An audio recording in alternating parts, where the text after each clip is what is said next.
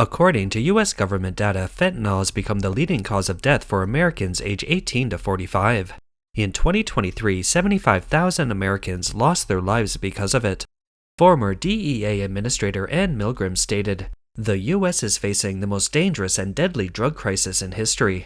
Fentanyl is a colorless, odorless synthetic opioid that is easy and cheap to make. It's about 50 times more powerful than heroin and 100 times stronger than morphine. Fentanyl is not only used on its own, but it's also mixed into fake prescription pills, heroin, and increasingly into meth and cocaine. Many people who overdose don't even know they're taking fentanyl." After starting his second term, President Trump again criticized Beijing for not doing enough to stop fentanyl smuggling, but China denied any responsibility. Let's take a look at what President Trump and members of Congress from both parties think about this. We also have a problem where he's allowing fentanyl to be sent into Mexico and then cross the border and, killing. I think the number is much higher than the 125, 115 I think it's closer to 300,000 people a year.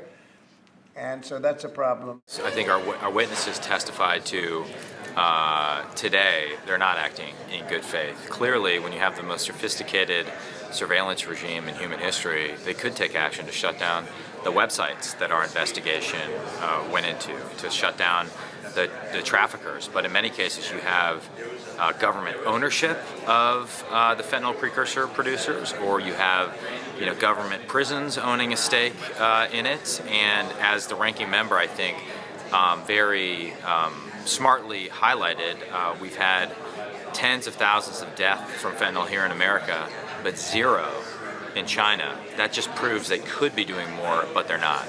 I don't think they've done enough in terms of the precursors. I don't think they've done enough in terms of the enforcement. This is an urgent crisis for the United States. I think China doesn't see the same urgency. They need to see the citizens who are suffering here. I don't think China ever acts in good faith. China acts in its own best interests. Best interests, obviously, are right now to produce these chemicals that are poisoning Americans and the West, to weaken us. No, I don't believe that China will follow through. The only way that China will follow through is if actually you hurt them. And they understand that, but by them taking no action, it actually is worse that our sanctions are actually worse than them not taking any action. That's the only thing I think they'll understand. On the other hand, when the U.S. presents evidence that fentanyl is coming from China, the Chinese government has a different story. Let's hear what China's Foreign Minister Wang Yi and others have to say about it. The abuse of fentanyl in the U.S. is an issue that the U.S. must confront and solve on its own. Out of humanitarian concern, China has offered various forms of assistance to the U.S. The U.S. shouldn't respond with hostility, nor should it impose unjustified tariffs. Such actions aren't in line with the behavior of a responsible major power. From October 2018 to March 2019, U.S. law enforcement seized 229 fentanyl-related smuggling cases, confiscating 536.8 kilograms of fentanyl. Of these, only 17 cases came from China, totaling 5.87 kilograms, which accounts for just 7.4% of the cases and 1.1% of the total amount seized. This data doesn't support the conclusion that China is the main source of fentanyl in the U.S. On March 12th, China's National Medical Productions Administration stated that in 2024, China exported 12.3 kilograms of fentanyl-related drugs, with the majority of shipments going to South Korea, Vietnam, and the Philippines. To date, China has exported fentanyl-related drugs to North America. In 2024, China produced 100 kilograms of fentanyl-based active pharmaceutical ingredients, mainly for domestic medical use and export. Even though Beijing denies it, is fentanyl really coming from China? On April 16, 2024, the U.S. House China Task Force released an important investigative report. Let's see what former U.S. Attorney General William Barr had to say when summarizing the findings of the report.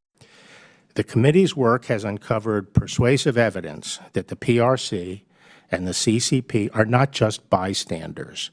They are prime movers.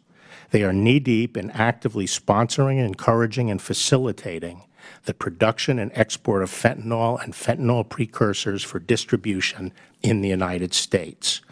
The committee's report issued today canvasses this eye-opening evidence but let me just cite some of the facts that I find most convincing.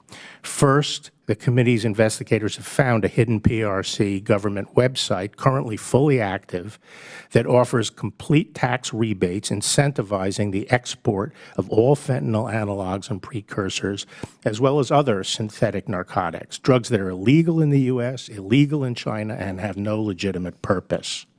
The tax rates are among the highest offered and allow companies to effectively operate tax-free when they export fentanyl precursors. Second, the committee's evidence shows that the PRC provides grants and awards to companies that are engaged in open and notorious synthetic narcotic manufacturing and drug trafficking. Third, the committee found that the PRC government has ownership stakes in certain Chinese chemical companies exporting significant amounts of illicit fentanyl products, as well as publicly traded Chinese companies that openly and notoriously host on their websites illicit drug sales to Americans. Fourth, in contrast to the PRC's aggressive prosecution of domestic drug trafficking, and we've all seen clips of the stadium executions, the committee found no sign that the PRC has pursued cases involving illegal export of narcotics. This despite being supplied compelling evidence of violations by Western law enforcement and despite China's notorious system of intense social surveillance and control. Fifth, the role played by the PRC in producing and exporting illicit drugs dovetails with the emergence of Chinese organized crime as the principal financiers and money launderers for the drug cartels. The CCP has been tightening its alliance with Chinese organized crime to gain influence outside of China. And U.S. law enforcement investigating Chinese money laundering have found evidence indicating that some schemes involve Chinese government officials and Communist Party elites. Some may find it hard to believe that a modern state would be so complicit in a campaign of mass murder against the citizens of another country. But the committee's work now provides powerful evidence that it is. In 2019, the Brookings Institution, a Washington think tank, released a report saying that Wuhan, a major industrial city in China, is known as the fentanyl capital. The city has thousands of pharmaceutical companies capable of producing fentanyl and its chemical ingredients. Chuen Fat Yep, the owner of Wuhan Yuancheng Technology Development Company, was placed on the U.S. State Department's most wanted list in August 2021 for allegedly selling fentanyl. A reward of up to $5 million was offered for information leading to his capture. Is fentanyl China's opium war against the U.S.? On September 16, 2024, Voice of America published an article titled, "China's Opium War on the U.S.? Experts say CCP intentionally uses fentanyl to hollow out America from within." The article stated, Lawrence Kadish, a board member of the Gatestone Institute, wrote, "Fentanyl could be a weapon that China deliberately chose to weaken the U.S., much like the opium war that China is known for. The Chinese Communist Party is well aware of the insidious role drugs play in undermining society. Fentanyl is like a dagger aimed at the heart of America. In terms of destroying the U.S., fentanyl is more cost-effective than spending trillions of yuan to massively expand military power. The CCP believes that by using this method, they can weaken America into a second-rate country without firing a single shot." Yo Wang-Hui, former Deputy National Security Advisor under U.S. Vice President Dick Cheney, said, "The number of fentanyl overdoses is rising in every state across the U.S. This isn't just a few dozen people, but hundreds and thousands. This is a chemical war the CCP is waging against American families and communities. The fentanyl crisis has hurt the U.S. far more than China's costs during the Opium War. The CCP's goal in exporting fentanyl is to weaken America from the inside and create division within the country." How did Chinese chemical experts teach Mexican drug dealers to make fentanyl? A report from the U.S. Congressional Research Service, CRS, says that before 2019, China was the main source of fentanyl in its raw materials and production equipment entering the U.S. Chinese traffickers sent fentanyl and its variants directly to the U.S. through international mail and courier services. In December 2018, under pressure from President Trump, Xi Jinping agreed at the G20 summit to tighten regulations on fentanyl drugs. Since then, Mexican criminal organizations have become the main suppliers of fentanyl to the U.S. In other words, China provides the chemical raw materials, Mexico makes the fentanyl, and then it's smuggled into the US.